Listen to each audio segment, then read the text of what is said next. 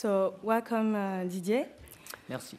Now we're going to start with the question. So the first question will be for the gentleman on the third row here. Bonjour Didier. Bonjour. C'est votre 5e phase finale.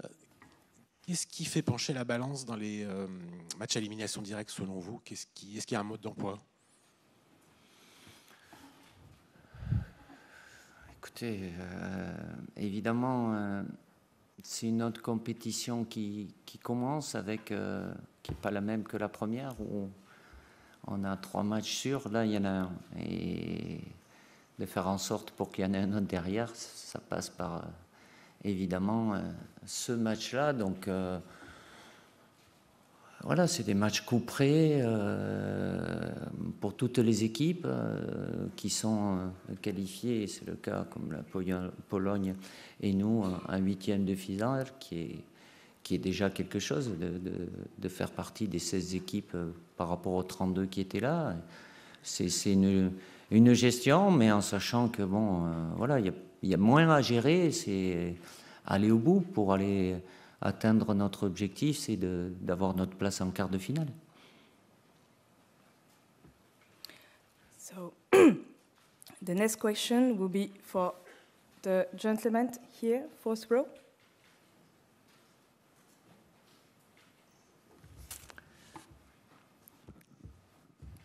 Bonjour Didier, Jérémy Talbot pour l'AFP. Hugo Lloris a été interrogé juste avant sur le souvenir de l'élimination contre la Suisse. Est-ce que c'est quelque chose que vous allez convoquer auprès de vos joueurs? Et plus généralement, est-ce que vous leur parlez un petit peu plus avant les matchs couperés aux joueurs, au groupe? Ou est-ce que vous essayez de prolonger une certaine routine auprès d'eux? C'est ni l'un ni l'autre. Écoutez, après, parler du passé, en plus d'un passé aussi positif que celui-là, je ne vois pas l'intérêt. Si ce n'est que les joueurs qui étaient présents à ce moment-là, ben les sensations qu'ils ont eues, ils n'ont pas envie de les revivre, bien évidemment. C'est le seul point commun, c'est qu'un 8e de finale. Ça, c'est sûr. Après, c'est pas le même adversaire. Je tombe pas dans une routine. Je vais pas en rajouter non plus, parce que si j'en rajoute, ça peut amener ce que je veux pas. C'est-à-dire peut-être un peu plus de stress, c'est avoir notre tranquillité, notre sérénité, mais en sachant que voilà, il y a une place en quart de finale. Et je regarde beaucoup, pas tous du début à la fin, les matchs de poule qui ont eu lieu. Il n'y a pas de match facile pour personne. Et un 8e de finale où les 16 meilleures équipes, que l'on veuille ou pas, sur le papier ou pas, c'est les 16 meilleures qui sont là parce qu'elles l'ont mérité. Donc forcément, le niveau de difficulté augmente. Donc de notre côté, évidemment, les exigences doivent être encore plus élevées pour atteindre notre objectif. Gentleman here with the white shirt. Bonjour Didier, Louis Vix, Infosport Plus Canal. On en a parlé avec Hugo juste avant. Ah ben, je vais partir, alors si vous savez parler de tout. Non, mais c'est un match symbolique pour lui. Ah oui. Vous savez qu'il y a un record quand même. Enfin, oui. Quelqu'un que vous connaissez bien en plus. Oui aussi, oui, tout à fait. Est-ce que ça... Non, mais c'est. Est-ce que ça vous inspire au-delà, bien sûr, de l'enjeu et de ce que ce 8e... Mais vous connaissez, enfin, peut-être pas aussi bien que moi, mais Hugo, voilà, au-delà de ce plaisir et la valeur très symbolique que signifierait le match de demain pour lui, l'équipe de France est plus importante avec son objectif, mais pour lui, comme c'est, puisqu'il va égaler Tutu, que j'ai bien connu, voilà, les records, ils sont tous faits pour être battus à un moment ou à un autre. Là, c'est une longévité de 2 joueurs exemplaires, de grands professionnels, qui se sont maintenus l'un et l'autre. Bon, il y en a un qui est actif encore, l'autre ne l'est plus, mais au très très haut niveau. Donc, évidemment, c'est pas tous les records ont une signification. Il y en a peut-être certains qui sont un peu plus anodins que d'autres. Celui-là, il est parlant, de par le nombre de sélections que ça représente sur des années au plus haut niveau. Next question for the gentleman here, first row. Bonjour coach. Bonjour. Nous avons assisté à plusieurs surprises lors du premier tour, notamment la vôtre contre la Tunisie.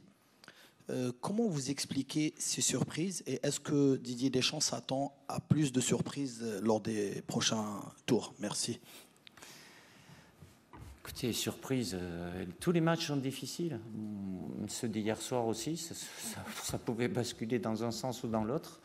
Voilà, les adversaires, quels qu'ils soient, ils sont là. Et même s'ils ne jouent pas la qualification, le fait de pouvoir gagner des matchs, voilà. Alors après, il y a des équipes qui peuvent se permettre, comme ça a été notre cas, de gérer, comme ça a été le cas aussi hier. Et donc qui amène un peu plus d'incertitude. Maintenant, est-ce qu'il va y avoir des surprises? Tout dépendra des rencontres aussi. Toutes les équipes aujourd'hui sont très bien préparées, avec tout ce qui est analyse et tout ça aussi. Et puis les joueurs, peu importe les nations, jouent dans de très bons championnats, dans de bonnes équipes. Ils sont habitués. Alors avec certaines nations qui ont une ferveur populaire qui est peut-être un peu plus importante parce qu'il y a une présence locale qui est plus forte pour certains pays que d'autres et qui amène, comme ça a été le cas contre nous avec la Tunisie, avec des joueurs qui sont survoltés par rapport au fait de jouer et de gagner ce match-là. Est-ce qu'il y en aura d'autres? Moi, je suis comme Saint Thomas. Je crois ce que je vois, donc je ne suis pas là pour prédire, mais toutes les équipes doivent être prêtes.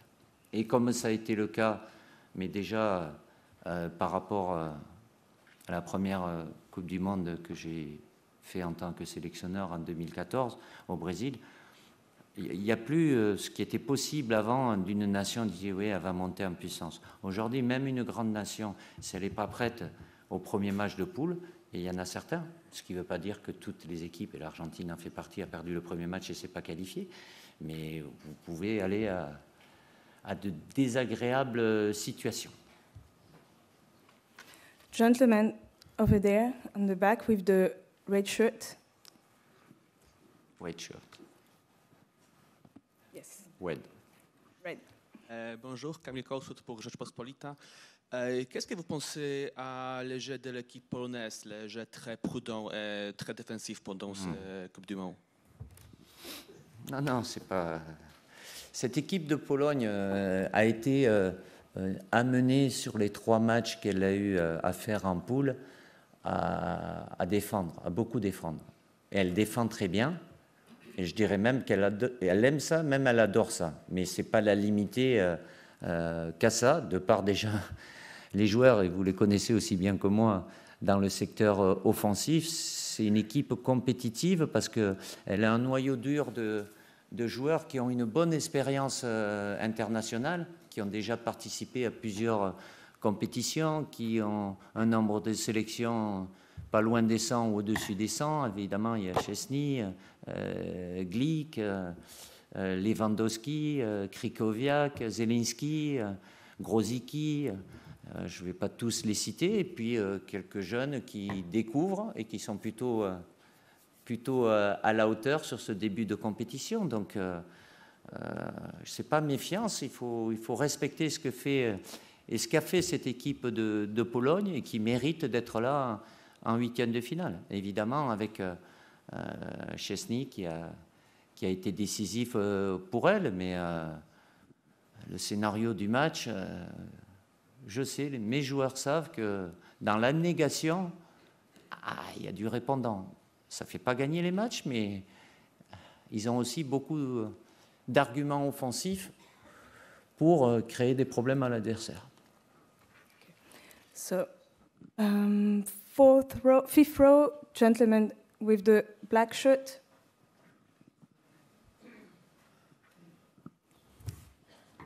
Bonjour Didier. Bonjour. Thomas Villiers, DNA. Demain, c'est France-Pologne. Il y aura peut-être aussi un match dans le match entre Kylian Mbappé et Robert Lewandowski. Est-ce que ça vous inspire et quelle comparaison on pourrait faire entre ces deux attaquants? Les deux seront présents. Après, je vous laisse libre de comparer si vous voulez comparer.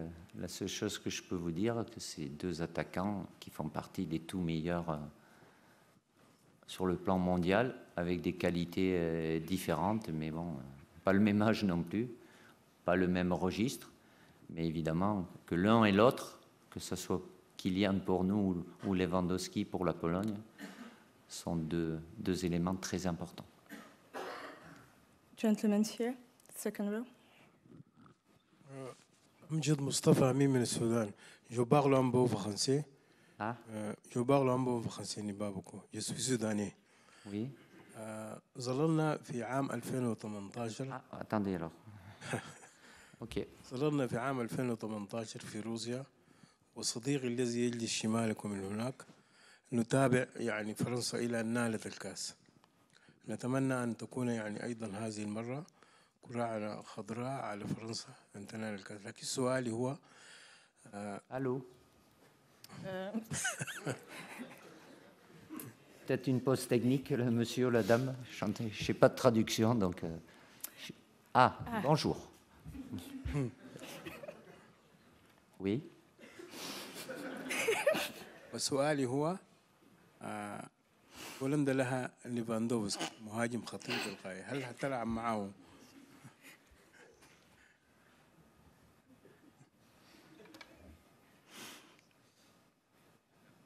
هل ستلعب معه بطريقة المراقبة لأنه لاعب خطير للغاية ممكن أن ينتهز الفرص ويحرز أهداف وأنت تعرفه جيدا. Je suis dans un grand moment de solitude. Bon, je crois avoir compris. On me reparle de Lewandowski.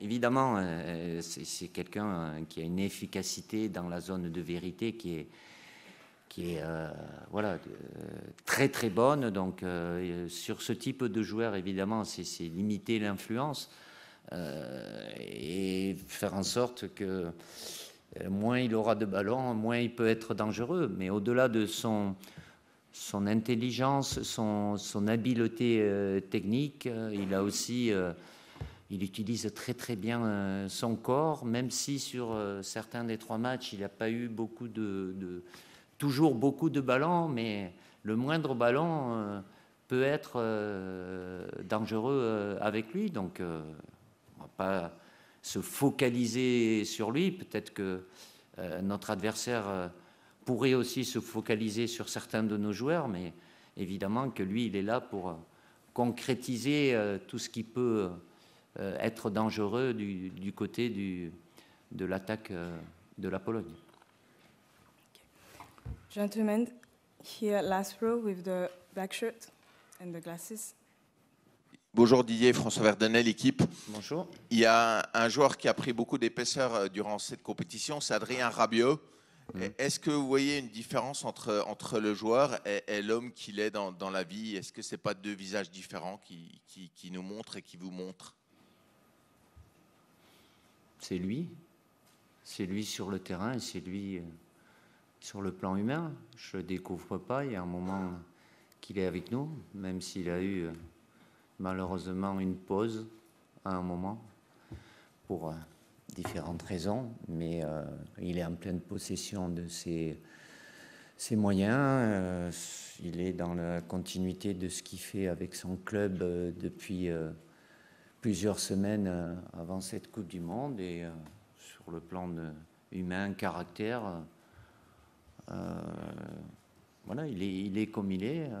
Je le connais bien, si ce n'est qu'il a enlevé des choses qui le gênaient à une période, mais il faut remonter bien plus loin, où voilà, son placement, son positionnement pouvait le limiter déjà psychologiquement. Aujourd'hui, voilà, c'est un milieu de terrain complet, que ce soit plus bas, plus haut.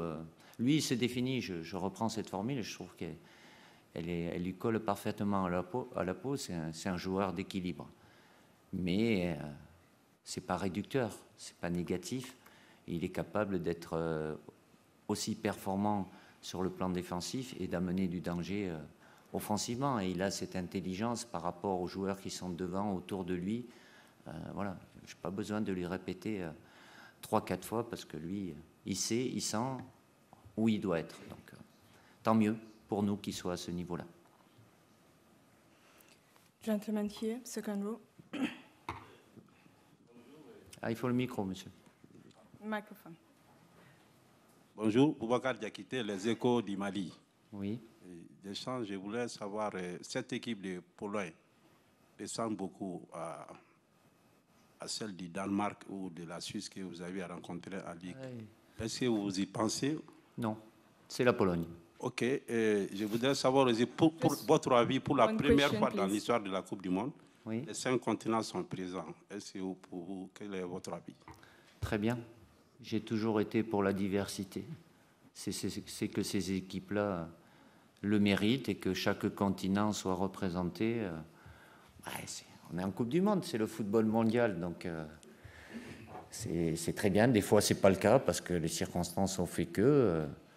mais ça met en lumière le football mondial à travers les 5 continents et ses représentants. So our last question will be for the gentleman here with the blue shirt. Hein? Bonjour Didier, Baptiste Després, Le Figaro. Antoine Griezmann était face à nous hier en conférence de presse. Je sais. Il t'a fait une déclaration d'amour, notamment, par rapport J'ai pas écouté. À toutes vos années ensemble. Dans le management des hommes, c'est le cas. Dans le management, de la gestion des hommes, est-ce que tu as besoin d'aimer tes joueurs, toi? Est-ce que ce 2022, tu les aimes? Bien sûr, je ne vais pas aller parler d'amour pour mes joueurs, mais quand on est entraîneur ou sélectionneur, si on n'aime pas les joueurs, déjà dans la relation humaine, bon, à la limite, et ça, non, je vais dire une bêtise. Si je les aime pas, je les prends pas, mais c'est pas, j'ai pas à les aimer. Je sais les joueurs, le potentiel footballistique. Après, pour moi, le plus important, je vous l'ai déjà dit, c'est de connaître l'humain, le caractère, les sensibilités de chacun. Évidemment, Antoine, comme certains autres joueurs qui sont là depuis un moment, voilà, il y a une relation de confiance qui s'est développée, ce qui ne m'empêche pas, je vous le dis aussi, que par moment, si je pense que c'est pour son bien, le bien de l'équipe de France, de lui dire des choses qui vont pas dans le bon sens. Mais oui, je suis sélectionneur, mais je suis aussi un être humain, donc je suis pas leur copain, je suis pas leur papa, je suis pas leur grand frère, tout dépend des âges, grand-père pas encore. Donc, mais c'est un peu ça aussi, quoique oui, pour certains, si j'avais commencé tôt, pourquoi pas. Mais il y a une relation humaine, la relation de confiance. Moi, je suis là, ils le savent. Antoine et les plus anciens qui sont là, je suis là pour eux, pour les protéger, sans pour autant ne pas dire ce que j'ai à dire, même si des fois ça peut pas forcément leur plaire, mais c'est pour leur bien.